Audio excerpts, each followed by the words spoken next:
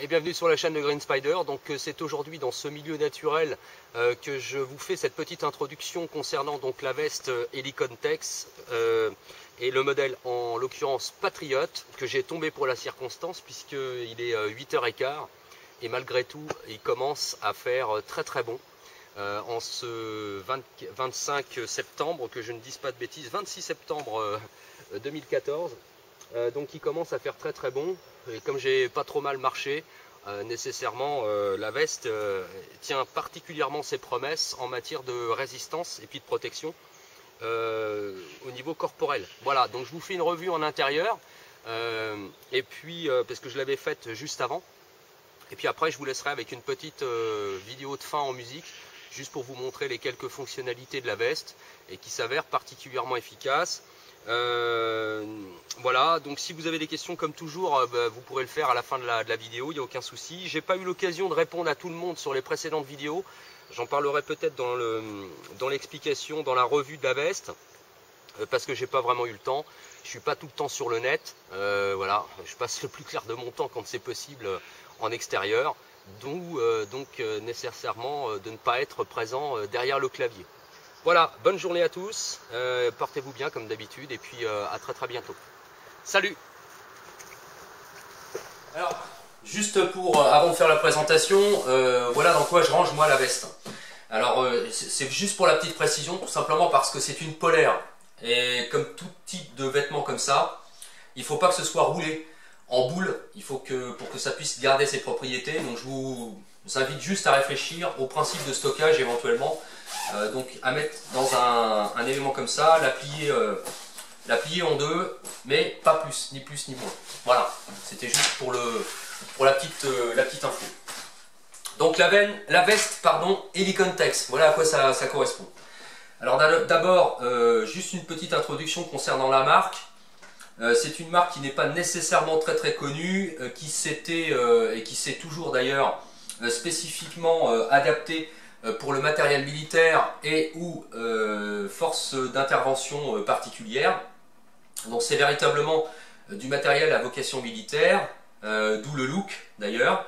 Alors juste avant, il y a quelques années, Helicon Tex s'était quand même placé sur du matériel relativement low cost, mais avec, on pourra dire, une certaine critique quant aux finitions et puis aux matériaux utilisés pour la réalisation de leur matériel. Donc ils sont d'abord spécifiquement promus à du matériel pour tout ce qui est vêtements, et puis également sur des sacs et ou des pochettes, mais ça reste quand même assez marginal puisque leur point fort c'est quand même sur les vêtements. Voilà. Donc ça c'est une veste qui est 100% polyester, il n'y a absolument rien d'autre à l'intérieur. Alors c'est une soft shell, en tout cas c'est basé sur ce principe là, vous aurez l'occasion de voir pourquoi, parce qu'il y a des spécificités comme les poches, également sur les avant-bras, et puis le principe ici qu'on aura l'occasion de voir sur l'aération sous les aisselles. Donc on est sur un peu le même principe que sur une soft shell, à ceci près qu'on est sur du polaire, et donc le polaire c'est un élément qui ne supporte que très légèrement l'humidité, donc il va falloir y penser. Alors, en ce qui concerne également la taille, puisque c'est assez important, c'est américain, et donc les tailles américaines, US, il faut quand même prendre ça avec une légère échelle surélevée par rapport à l'échelle française. C'est-à-dire que quand vous prenez du M, pensez en France, hein, j'entends, et que vous les prenez aux États-Unis, pensez que le M, on est limite quand même sur le L. Voilà, c'est juste pour la précision. Personnellement, je fais 1m75, donc j'ai l'habitude de prendre des vestes en L, parce que c'est une question d'ampleur. Donc comme on met des sous-couches en dessous, il faut être à l'aise, donc il faut prendre du L. Ça ne me pose pas de problème. Mais celle-ci est du M, et elle est exactement identique en taille sur du L français. Donc pensez-y, ce qui veut dire que si vous faites du M, peut-être qu'il faudra vraiment rester dans le M. Voilà, il ne faut pas penser à prendre autre chose. Hein. Si vous voulez, vous imaginez qu'il faut prendre une veste plus grande, parce que c'est une question, justement, ce que je vous disais, au niveau des mouvements, des choses comme ça. Non, prenez du M. Voilà. Helicon Tex, c'est vraiment sa taille un peu grand. Voilà. Au final, ce qu'il faut retenir. Alors partie supérieure, on a une, je vais commencer par ça, on a une capuche. Alors la capuche, elle est non amovible, elle est parfaitement intégrée sur la veste. Au niveau de la couture, comme on peut le voir, il n'y a absolument rien qui permet de retirer la capuche. Ceci étant, c'est pas très gênant, au contraire. Alors il y a deux particularités. La première, c'est qu'il y a une casquette. Voilà, il y a une forme ici qui rappelle un peu une casquette. Alors ça, c'est intéressant pour deux raisons. La première, c'est que ça vous protège quand vous avez la veste autour de vous. On aura l'occasion de voir ça dans la vidéo qui vous sera présentée dans l'utilisation de la veste en question. Quand vous l'avez sur vous, ça vous permet de vous protéger la nuque. Par exemple, si vous ne l'utilisez pas. Et comme ça remonte assez haut en dessous du menton, ça protège parfaitement. Donc il n'y a pas nécessairement besoin de mettre quelque chose de supplémentaire. Donc vous aurez l'occasion de voir ça. Deuxième avantage, c'est que quand on porte ça sur soi, étant donné que la couture est sur l'arrière en arrondi, ça gêne pas du tout au niveau de la tête. Ça permet d'avoir librement les mouvements à gauche comme à droite quand on intègre ça. Et ça permet également de protéger au niveau de la visière un petit peu sur l'avant du visage, donc c'est plutôt intéressant. On a deux cordons qui permettent bien sûr de cintrer la capuche ou non, et qui sont d'ailleurs avec un principe de sécurité avec deux cord lock ici, de part et d'autre. Ensuite on a la fermeture principale qui permet donc une large ouverture. Alors double zip, c'est-à-dire que vous avez le zip supérieur, alors c'est toujours du YKK, hein, donc YKK, et également ouverture vers le bas. Alors pourquoi? Tout simplement parce que comme je vous l'ai dit, c'est du matériel qui se destine normalement à du matériel militaire, donc on est susceptible, enfin en tout cas pour les utilisateurs professionnels, d'avoir une arme de poing à la ceinture, et l'ouverture du bas permet justement d'ouvrir et d'ajuster de façon à pouvoir prendre l'arme de poing éventuellement à la ceinture. Voilà. Donc nous, ça ne nous intéresse pas dans le mode civil, mais ça pourra nous intéresser malgré tout si on porte un couteau à la ceinture ou des éléments avec une pochette, etc. etc. Donc c'est plutôt intéressant d'avoir ce double usage de fermeture. À gauche comme à droite, deux poches qui sont principalement pectorales. Elles sont placées assez haut par rapport à la veste, ce qui n'est pas désagréable. Alors ça permet soit de mettre les mains quand on a froid, si on ne porte pas de gants, pour pouvoir se protéger, ou éventuellement mettre du matériel un petit peu sensible, téléphone portable, choses comme ça, plus en hauteur. Alors l'intérêt également, c'est que à l'intérieur, on a, que ce soit la poche gauche ou la poche droite, on a un élastique avec un petit dérigue en plastique qui permet bien sûr de sécuriser en attachant par exemple quelque chose, ça peut être des clés, n'importe quoi, ça permet d'attacher quelque chose. L'autre intérêt également, c'est que ici dans la poche, alors que ce soit la poche gauche comme la poche droite, il y a également une double petite membrane en nylon, ici. Alors, je ne sais pas si on aura l'occasion de bien voir. Voilà, je vais la retourner. Donc on a ici une double poche avec un espèce de petit passant également. Alors ça permet de mettre par exemple un stylo, et puis ici donc justement un lecteur MP3, un truc comme ça. Alors l'intérêt, c'est que ici vous avez un patch en 3 dimensions, en caoutchouc, enfin en plastique, qui permet donc de passer le cordon, par exemple pour des écouteurs, directement à l'intérieur, ce qui fait que vous avez, quand vous avez la veste sur vous, vous passez le cordon à l'intérieur qui va ressortir à ce niveau-là, à l'intérieur de la veste, et donc ça permet d'avoir le cordon sécurisé, qui ne traîne pas à l'extérieur. Ça, c'est plutôt bien pensé. Alors c'est valable d'un côté comme de l'autre. De l'autre côté, on retrouve exactement la même chose, sur les deux poches. Donc gaucher, droitier, ça pose aucun souci. Donc ça, c'est plutôt bien pensé. Voilà pour les poches. Alors la poche gauche, c'est la même que la poche droite. Et puis, sur les manches, maintenant, on a de chaque côté deux poches donc, qui sont plaquées sur les avant-bras, avec une bande velcro pour pouvoir mettre par exemple des moral patch ou des choses comme ça. Alors la poche n'est pas très grande, hein. Elle acceptera par exemple un smartphone ou un truc comme ça. Ça est principalement pour les boussoles ou les choses comme ça. Donc là on retrouve la même chose de l'autre côté. Voilà. Exactement la même chose. Alors c'est quand même assez usuel, on va dire, pour les avoir utilisés, mais je reviendrai là-dessus sur le Rotex. Alors, sur la manche gauche, qui n'est pas présent sur la manche droite, on a également une autre un autre compartiment, une autre poche, ici, directement en accessibilité sur le devant de l'avant-bras. Voilà, c'est à noter. Alors moi je ne l'ai pas spécialement utilisé, mais c'est pareil, on aura l'occasion de revenir là-dessus. Et puis au bout des manches, du principe velcro mâle et femelle avec des bandes élastiques qui permettent de récupérer l'excédent pour pouvoir serrer ça parfaitement autour du poignet. Voilà. Donc c'est ce qu'on retrouve d'ailleurs de façon classique sur les soft shells. Donc voilà pour la veste sur la face avant. Et puis bien sûr le petit logo Helicontex dans le bas en PVC qu'on retrouve ici. Sous les bras, maintenant on a ceci, donc glissière qui permet, alors qui est double, hein, que ce soit vers le haut ou vers le bas. Ça s'ouvre dans les deux sens et qui permet donc bien sûr de donner de l'aération. Donc ça permet de réguler au niveau de la température. Ça c'est ce qu'on retrouve de façon classique également sur les soft shells. Donc c'est présent bien entendu des deux côtés. Donc voilà pour ça. Maintenant on passe à l'extérieur, au dos, et on va retrouver ceci. Donc ça c'est une gipsière avec deux fermetures qui est donc plaquée dans le bas du dos et qui est totalement ouverte. C'est-à-dire que quand on passe la main, voilà, ça traverse. Alors c'est prévu pour mettre des choses un petit peu sensibles dans le dos. On peut penser à pas mal de choses, ça peut être des cartes, ça peut être ce qu'on voudra.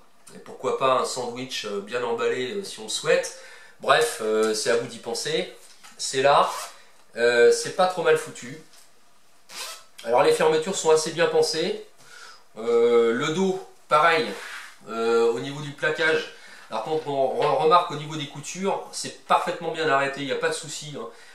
Tout est bien fini, il n'y a pas de fil qui dépasse. Hein. Moi j'ai pas constaté de véritable défaut.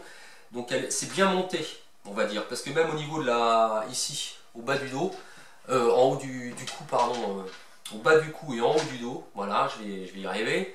Les coutures ne gênent pas du tout quand on a ça sur soi. Donc c'est très agréable. Ça peut arriver des fois qu'on soit gêné, et là c'est pas le cas du tout. Autre point à noter sur les manches, derrière, donc en dessous, on a un double panneau avec donc une double membrane en nylon qui permet donc au niveau des coudes de pouvoir protéger un peu plus.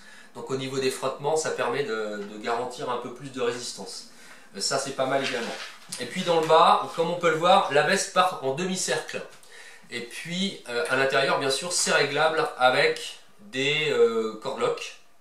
Donc il y a moyen de régler ça. Donc au niveau de la taille, c'est plutôt bien foutu. Voilà pour ça. Sur l'intérieur, rien de particulier. Alors je vais vous l'ouvrir pour qu'on puisse voir quand même complètement. Voilà comment ça se présente. Donc ici on va retrouver derrière le panneau en question la possibilité de récupérer, comme je vous l'avais dit, que ce soit ici ou de l'autre côté, le cordon à l'intérieur, ce qui permet de bien protéger les cordons à l'intérieur de la veste. Donc ça c'est plutôt intéressant. Sinon rien d'autre, rien de particulier. Comme on peut le voir au niveau de la construction, c'est bien fait, c'est bien fini. Maintenant je vais passer au Rotex. Alors je l'ai depuis plusieurs mois, je l'ai utilisé le soir bien sûr, parce que entre le mois de juillet et le mois d'août, il faisait quand même très bon, donc il n'y avait pas besoin de porter ça dans la journée. Hein. On a eu des températures qui étaient quand même assez clémentes. Le soir ça pouvait descendre un petit peu. Je l'ai surtout utilisé là, on est aujourd'hui le 23 septembre, pardon. Donc j'ai surtout utilisé là, dernièrement pour aller en forêt, donc la nuit. Et j'étais en t-shirt en dessous, on était à des températures de 8 degrés ces dernières nuits. Et franchement, j'ai pas eu froid une seule fois. Voilà. J'ai pas effectué de marche très soutenue, mais enfin j'ai quand même marché un petit peu, hein, sur une dizaine de kilomètres à peu près, parfois sur des montées, des descentes. Il a même fallu que je régule, justement en ouvrant dans le bas, de façon à pouvoir réguler au niveau de la chaleur. Donc quand on place un t-shirt classique, hein, rien de particulier, un truc Décathlon, tout basique, et qu'on porte la veste par-dessus sans rien en dessous, franchement j'ai pas eu froid, pas une seule fois. Et même en statique, hein, parce que je me suis arrêté plusieurs fois pour observer, parce que c'est quand même le Brame en ce moment, et j'ai pas eu froid une seule seconde. Voilà, donc ça c'est l'aspect positif des choses. L'aspect négatif éventuellement, alors comme je l'ai dit, c'est une veste qui au niveau de la taille, peut-être, alors si je l'avais pris en S, alors au niveau des manches, ça pose pas de problème, hein. C'est parfaitement à ma taille. Par contre, au niveau amplitude, dimension, au niveau de la largeur, etc., c'est un petit peu large. Donc je pense que si j'avais pris du S, la question se pose au niveau de la longueur des manches, est-ce que j'aurais toujours été pile poil et parfaitement à l'aise? Pas sûr. Et par contre, ça aurait peut-être réduit au niveau de la dimension générale de la veste, donc peut-être que ça aurait été plus intéressant. Maintenant, comme je l'ai dit, c'est prévu pour porter des vêtements en dessous. Donc nécessairement, il faut quand même penser au principe de confort. Donc je pense qu'il faut vraiment rester dans les tailles. Donc comme je vous l'ai dit, je reviens là-dessus. Si vous avez l'habitude de prendre des vestes en L, mais que vous faites une taille M, j'insiste bien, et que vous prenez du L pour être plus ample, c'est pas la peine. Restez sur le M. Si par contre vous faites du L et que vous avez l'habitude de prendre du XL pour être plus à l'aise, c'est pareil, restez sur du L. Voilà, la moralité elle est là, hein, parce que ça sert à rien de se forcer à prendre une taille au-dessus ou... Non, il faut vraiment rester dans la bonne taille, quoi. Voilà, les points négatifs. Alors, j'ai rien trouvé à reprocher pour le moment à cette veste. Le seul truc, c'est que c'est du 100% polyester, comme je l'ai dit. Donc, on est sur une polaire. Donc, ça résiste parfaitement au froid. C'est prévu pour ça, bien sûr. Par contre, au niveau de l'humidité, dès qu'il commence à pleuvoir un petit peu, ça a tendance à se charger un petit peu en eau. Donc c'est vraiment, il faut penser à une couche supérieure imperméable pour protéger la veste. Ça c'est absolument indispensable. Deuxième particularité, attention, ça craint le feu. Alors j'en veux pour preuve parce que j'ai fait un feu.